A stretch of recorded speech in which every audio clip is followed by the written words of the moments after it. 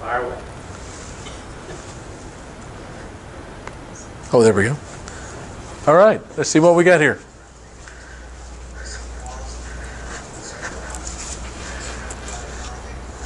Fortress Antonia, that's the north wall. We're coming up on the western wall. The Tyropian Valley right there in front of that wall.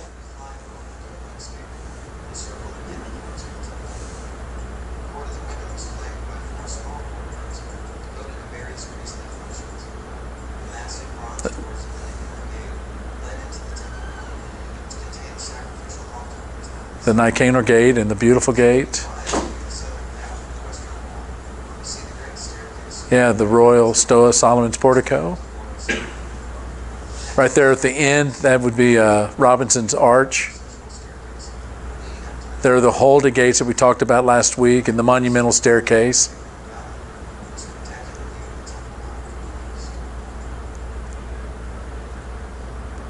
Wow, we saw that in 30 seconds.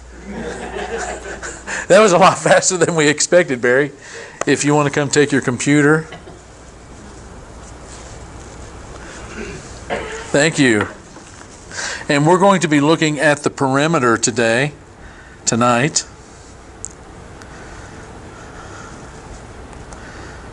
And let me switch over from the video to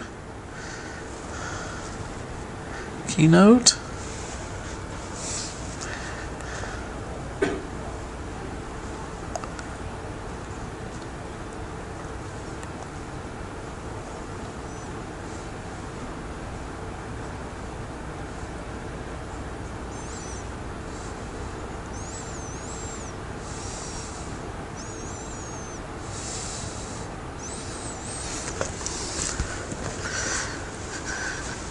Here's a picture of Jerusalem at night, and this is the Western Wall.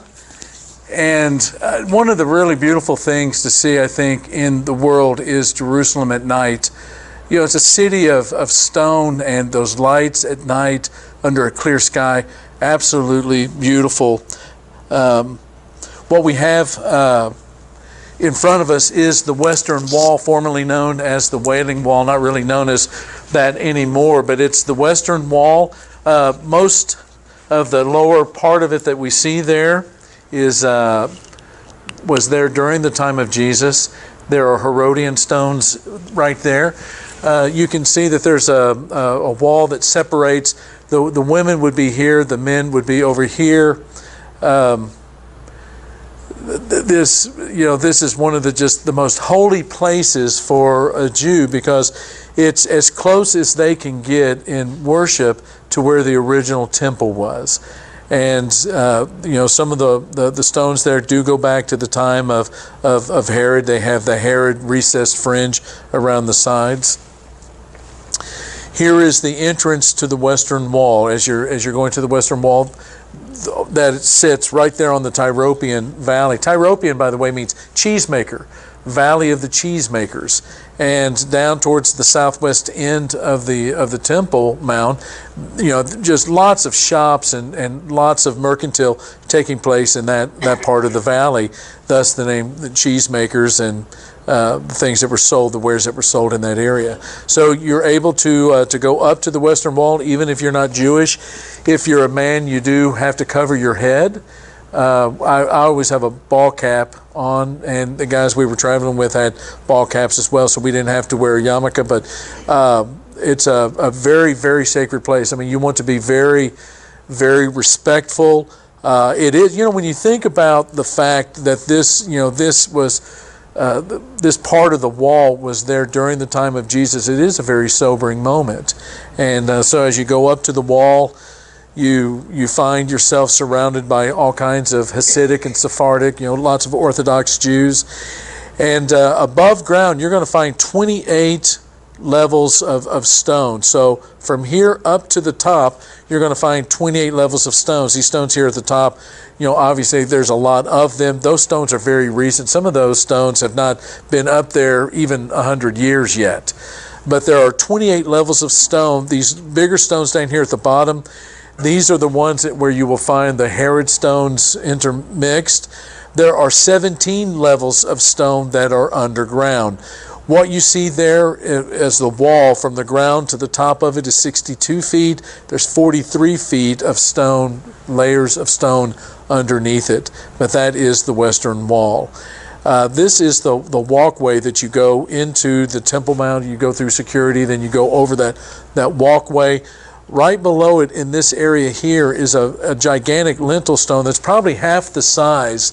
If you had a line on that whiteboard that went from the 12 o'clock to the 6 o'clock, there's a lintel stone there that would have been part of the Barclay Gate, or what is known as the Barclay Gate, which is there's still a staircase there, but it's not open to anyone. Muslims are the only ones that can use that particular staircase back behind that wall. But that would be where you enter the Temple Mount if you're wanting to go see the Dome of the Rock and the Al-Aqsa Mosque. The women, their section meets underneath that skywalk. The men are going to be over there in the larger section to the left. The Hebrew word for wall is katel. And so sometimes you hear it referred to as the katel when you're in Israel, and that's what they mean. They mean the wall. And when they say the wall, they mean the Western Wall, the wall that puts them as close to the temple as they can get. And it's a very solemn place. About maybe 30 feet to the right of where this picture was taken, across from that wall, there used to be a camera that if you knew what time you were going to be in front of the Wailing Wall, you could have your friends back home in the United States go to a link or to a URL and a website, and they could see you live at the Wailing Wall. But there is a lot of precision with these stones. They were masoned, and they were made to fit right up next to each other. Through the years, the sharp edges of the stones have worn down. People are able to stick pieces of paper in there with their prayers written on it, but they don't go very deep because of just how closely fitted those stones are. And here you can see the Herod stones. There'll be a bigger picture here in a minute where you can see it, but you also see this is Wilson's Arch right there. The women down in that bottom triangle separated the wall. Those are all women that are praying. One of the things that was new on this last trip was the number of chairs and the number of desks. The desk that you would have like in a middle school or a high school or a college class, where you sit down and there's kind of a little wraparound writing place, a writing surface. Lots of those that were out there, and we actually sat down in those and read some scripture and just spent not a good part of the morning, but maybe a good part of a half hour just sitting there and drinking in the sights. Those trees on the side of the wall that are growing out, those bushes, that is nothing significant. The same thing happens in front of my curb at my house, where you have stuff, milkweed and stuff like that growing out from the cracks there in the street and the asphalt and in the curb. That's all that is. And I couldn't tell you how old some of those things are. Some of them those bigger ones look very familiar from 20 years ago. Yeah. You said that some of the stones are less than 100 years old. Was that repairing or just continuing? Repairing. Yeah, the history of this particular structure is a history of violence. I mean, beginning with in the early 500s, 586, the 6th century. You've got, the Babylonians coming and tearing this place apart. And then, later on Zerubbabel's temple is built. But, there's so much war in this area. And then, Herod comes along and builds one. But then the Romans tear it down in 70 AD. I mean, just as it's not been completed that long. And then, it gets sort of built up again. And then the Crusades come. And it's just, it's a very, very violent history, this part of the world. And a lot of the stones were there during the time of Jesus. A lot of the stones that you see in the temple wall are from the Umayyad period. He was one of the caliphs when the Crusades were going on in the 11th century. A lot of a lot of the stuff that's still standing that goes back to the Crusades was back when he was in charge as a Muslim, in charge of this particular area. And so now you can see, this is a close-up. All of those square stones that have a recessed fringe around them were stones that were milled by Herod the Great. That was the style stone that he put together. And these stones right here, those would have been, inserted, to get the walls up. When the Crusades were going on, and there were battles and there was lots of tearing down and building up, you were trying to protect yourself and your men, and so you would try to repair as quickly as possible. And so stones that were not necessarily milled for that spot, but they fit, were stuck in there. And you can see the difference between some of these rough hewn stones and some of the smoother ones that Herod would have done. But you get an idea for the size of the Herod stones too. That fella, that Orthodox Jewish fella there, is probably in the neighborhood of 5'10". And so, we probably get, those stones are probably, 5 feet in height, more or less. And that is the Tyropian Valley. That is the Valley of the Cheesemakers there on that western wall. And again, you cross that bridge. You cross a bridge here, you enter this walkway to go into the Temple Mount area, and that's after going through a gate and going through security to make sure that you're not taking anything dangerous or volatile up on the Temple Mount. And most of the security is done by the Israeli defense, but once you get onto the Temple Mount itself, that is all Muslim, mainly Islamic force. I call this Tres Hombres. That's Wayne, myself, and my son Jordan, to kind of give you some perspective on the size of these stones too. And that was taken in 2016. And the goal is every time we go to the Western Wall to have a picture made with church members in order for it to hang in my study at the house. I think Patagonia should be giving us some royalties for that hat that Jordan is wearing. Yeah. And man, is that an advertisement for Columbia shirts or what? Product placement. Yeah, product placement. And this is Wilson's Arch here. And Wilson's Arch, there was a gate there. That arch is enormous.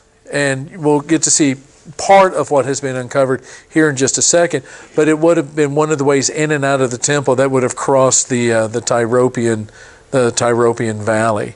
But that arch is magnificent, and here's a close-up of it. It was actually discovered by a Swedish fella who passed his notes on to a guy by the name of Charles Wilson, who towards the end of American history, would have been the end of the Civil War, kind of the mid-1860s, went with this guy's notes, and he was British, but would have gone back, would have looked it up, and determined that he was right, that this was an archway that would have led to one of the gates. There's been lots of things that have been written and debated about this particular arch. What parts of it go back to the time of Herod? What parts of it go back to Lance's question, during the Umayyad period, when some of this would have been put together. Most people, though, are going to believe that this was, the arch itself was put there, the arch that we see was put there during the time of Solomon in the way that it was connected to the wall of the western wall of the temple. And as you can see, lots of Jewish folk there, all kinds of different faiths, Christian faiths being represented as well. You have right here a scripture. It's a closet that you would put the scrolls in. Again, just a really, really holy place. Now this is inside that arch. And during the time of Jesus, that arch goes up about 20 feet above the heads of those individuals there. And you can see over in this area here how the masonry, all of that, just the way it fits into the wall leads. And I'm not an archaeologist, and I don't have an eye for the, trained for the kinds of things that they see. But in my readings, they believe that this is the way that it is fitted into the wall, that this was probably during the time of Christ, while other parts of what is extant may have been done at later times. So from the floor where those guys are standing to the top of that arch is 20 feet. During the time of Jesus, it would have gone down further, another 50. So those are 75-foot arches during the time of Jesus. And right above that would have been, the way that pilgrims or worshipers or people needing to go in and out of the temple would have gone over the Tyropoeon Valley and that northern part of it. And then we come to the western walls. There is an entrance into the western wall tunnels. One of the fascinating things about the temple, how many of you have been to Disneyland or Disney World? There's a lot of action that takes place in Disney World or Disneyland underneath the ground, right? You never see trash being taken out. Why? Because it's being taken out underground. Same thing happens at the Temple Mount. There is a lot of action that is taking place there. And there was water that was channeled underneath the temple for when you've got all of these animals that are being sacrificed, there is just blood everywhere. And when you have, the sacrifices having to be eaten by the priest, from time to time, you're going to have priests that are just, they're going to go and lay down in an infirmary. They're just going to be so, they've eaten so much meat. And so there's a lot of action that's taking place underneath the Temple Mount. Out of the previous 3 journeys to Israel, one time, the middle time, we were able actually to go into these tunnels. And the last time we were there in 2016, we didn't have the opportunity to do it. If you're going with us this in June, we're going to be checking before we leave, and probably the next week or two, if we're going to be able to do it with our travel guide this time. But I have walked through that hallway right there, which is only about, 12 inches or so. And the guy that we were traveling with that was guiding us was a very well-known archaeologist by the name of Charles Page. Some of you have bought his books and read them in preparation to going to Israel. Charles, in his later years, bulked up to about 350 or 360. He was a very, very large human being. And he was leading the way, and I was right behind him. And I literally saw, he took a running start and threw himself through that passageway. And when he got to the other side, he was pretty scratched up and all of that. And it is a narrow passage, and it's really kind of an amazing thing to go underneath the Temple Mount like that. And you'll follow these hallways, and we're going to look at a gigantic stone here in just a second. But at one point, as we were walking from the entrance there by the Western Wall, and we ended up out on the north end of the Temple Mount, we walk into a room that is not much larger than this open area right here. And as you walk in, there are people sitting in chairs, very, very quiet. And there was a sign. I think the sign has been lowered in the pictures that I've seen. It's been lowered a bit, but it was up in a corner that said, you are now standing directly underneath the Holy of Holies. And I don't know how deep we are.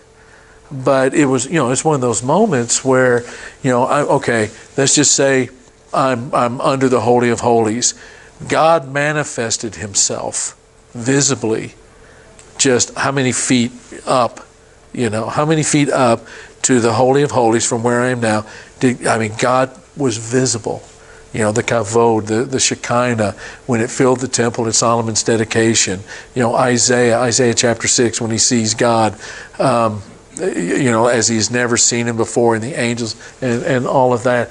That's one of the real, I think, tremendous moments in these trips to Israel when you're able to go to a place and say, okay, here is a place where Jesus actually stood. He actually, he touched these stones. Here is, I'm closer than I've ever been before to a place where God manifested himself in his creation to human beings, and the humans didn't die. And so, with all of the things that are going on, up on the Temple Mount in the Holy of Holies, and the sacrifices out in front with the altar, I mean, you've got dirty priestly vestments that need to be cleaned. So you would have an area where water was running through it, where you would have, Levites that would be washing out the blood from the sacrifices. You would have an infirmary there for priests who needed a little bit of medical attention because of, their work, either from exhaustion or the meat or whatever it might be. You just have a lot of stuff that is taking place down there. Recently, and recent, I mean, in terms of last couple of years, a synagogue, a new synagogue has been inaugurated in this area beneath the Temple Mount, and it's a very simple one. It's just kind of these rock walls, and then you've got these seating places for people to sit that are formed kind of in a semicircle. This stone right here is one of the really amazing things that you see down there too. The Western stone is one of several very large stones that are down there underneath the Temple Mount, in which the Temple Mount itself is sitting. And this particular stone, they estimate, weighs about 570 tons, 45 feet long, 10 feet wide. They used to believe that it was about 10 feet wide. Recently, a university has gone in there and tried to do a little bit of testing. They don't know if it's quite 10 feet wide, maybe 7 feet, maybe 8 feet, maybe 9 feet. I put 10 feet in there because, that's what we were told when we were there. But imagine, this wall right here is probably about 45 feet long. It's probably a little over 10 feet tall. But imagine a stone the size of this wall in this classroom that was moved into place and was milled in such a way that it sat down and has not moved. Well, if you're 570 tons, you're not moving. But I mean, it has been there since antiquity. And there have been all kinds of debates and theories and hypotheses on how they got it there. And the big question is, why would you move a stone that big if you could mill a lot of little ones and move them a whole lot more easily? So, there's probably a lot of significance to the size of that stone and the way that it forms a base and kind of anchors everything. But this stone right here is just a little bit to the north of that Wilson's arch that had the big 75-foot arches in it. But it is amazing to be walking down this hallway here, and you say these stones were engineered in the way that they were cut and moved, and the measurements were so precise that when they were placed, you can barely get a knife blade between these stones. It is absolutely a stunning, stellar piece of engineering. I don't think I could pick that up. And this is the Robinson Arch. Where's my pointer? Temple wall. And this is one of the arches that right there at the kind of the beginning of the temple wall, where the Tyropean Valley, where they kind of meet, that would have been the arch there on the south side of the temple. And it would have come down. In the model that Barry showed us on that video, supplied us with this, they think that it would have come down, there would have been a landing, and then it would have gone 90 degrees to the south and would have gone down into the valley area, and would have been a way for people to get into the temple from that part of the Tyropean Valley and Mount Zion. But it would have been massive. Right down here below it, you can see sort of the size with this person here. But in this area right here, that would have been where a lot of shops would have been. A lot of shops, a lot of mercantile, a lot of wares. It's the Cheesemaker Valley. A lot of people, a lot of populace would have been down in that part of Jerusalem during the day. And again, you can see the Herod stones, the ones with the recessed fringes on them. This is the Tyropian Valley, and this is right below where you see the remnants of that arch coming out of the wall. We were not allowed this particular trip to go down in there. You can't see it very well, but right here are some of the things that you would find on a movie set, and that's exactly what they were doing. Can you hear okay now? Okay. Those are the some things that were being used for a movie set. There was and we never got the title of the movie, but there were men dressed up like soldiers, Israeli soldiers, and they were filming a movie at that time about the War of Independence. But down in this area would have been lots of shops, lots of places where people were buying and selling goods, and a lot of traffic. And this also would have been the area that Jesus probably would have traveled, even though these stones were not there. This is, and it would have been a lot lower. This is along this part of the wall that Jesus probably would have traveled with the Jews as they were taking him to Pilate. This stone is really significant. The shofar, which is a ram's horn, would have been blown at that southwest corner that I showed you where the arch was coming out. Up above that, 115 feet above ground, would have been a perch where a priest would have blown the shofar, the ram's horn, at the beginning of Shavat. And as you know, in 70 AD, the Romans came in there, they just tore everything down. This stone right here was found in that valley where that movie was being made.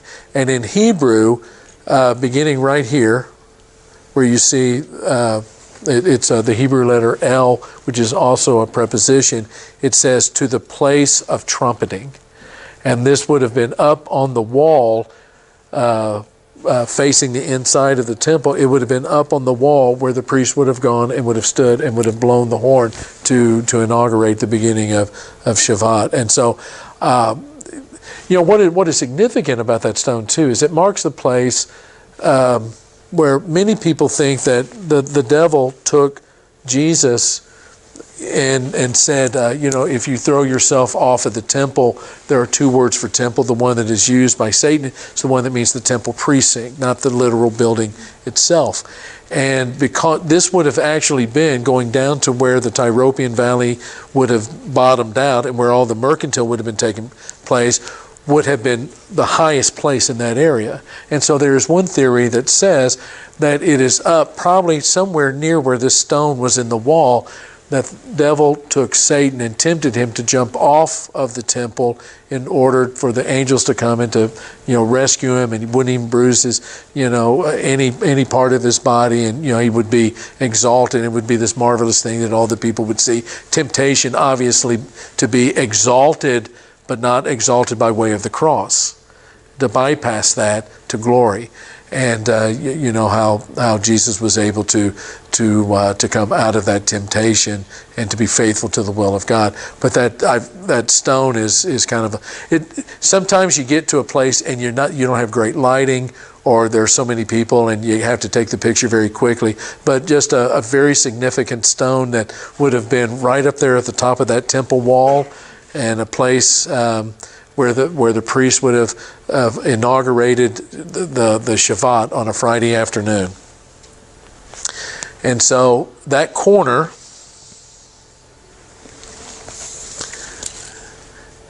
right here is where that stone would have been laid into the wall. And it was found, I'm running out of juice with my pointer, but it would have been found down at the bottom of that wall. And you have to imagine, that goes further down than, they still have not been able to remove all of the rubble. I mean, there's still stuff being uncovered. There's still so much to move, but that would have been where that stone was.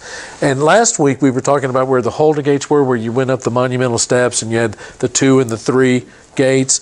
That would have been along this wall right here, but that structure right there would have been removed. That would not have been there during the time of Jesus. That came later. Is it stable enough for them to remove a lot more, or does it reflect the walls and everything? No, it's pretty stable. Yeah, it's pretty stable. It's unless the Romans come it's not probably going to go anywhere until the second coming. But this is that corner. The Hulda gates would have been on the other side of that structure right there, and that's that southern end. And then the arch. I don't have any power. Let's see.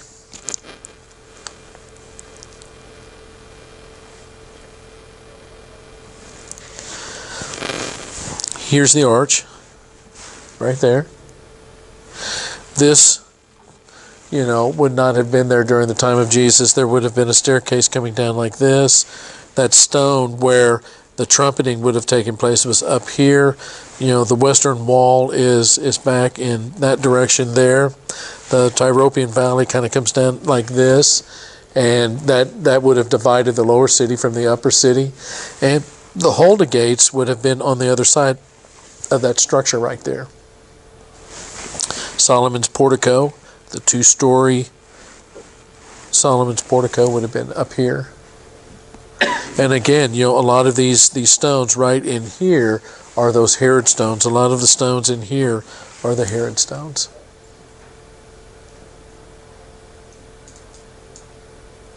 But you walk, you can't help but walk up and think about all of your spiritual history when you're in a place like that. And these stones right here, what's amazing is those stones remind me so much of the kind of stones that you see in front of big houses in the hill country, where they use them kind of as retaining walls.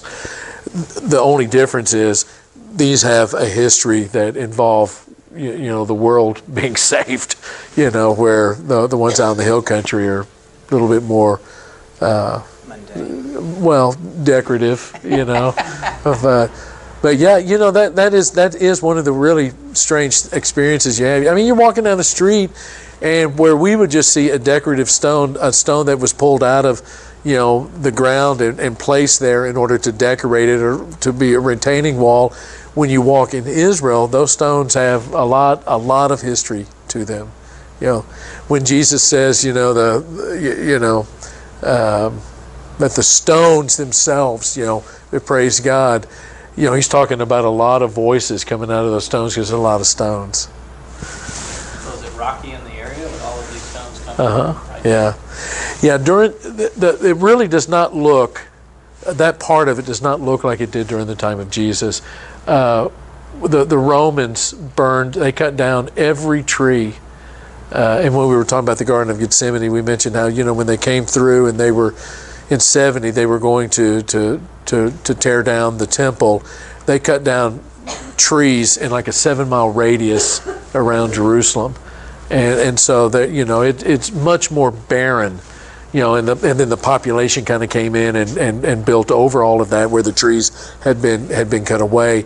It was most folk think that because of what Josephus was writing about the trees being chopped down, that it was probably a much more floral and wooded area than the way we would imagine it now. And of course, when you have urban sprawl, the landscape gets changed. But it was probably, the rabbis would say, if you've never seen Jerusalem with the sunlight on it, you've never seen anything beautiful. And you get the idea, with how verdant and green this particular area could be, the beauty of that temple and those stones, the color of those stones, the beauty of the temple, that it must have been a monstrous sight, 2,000 years ago.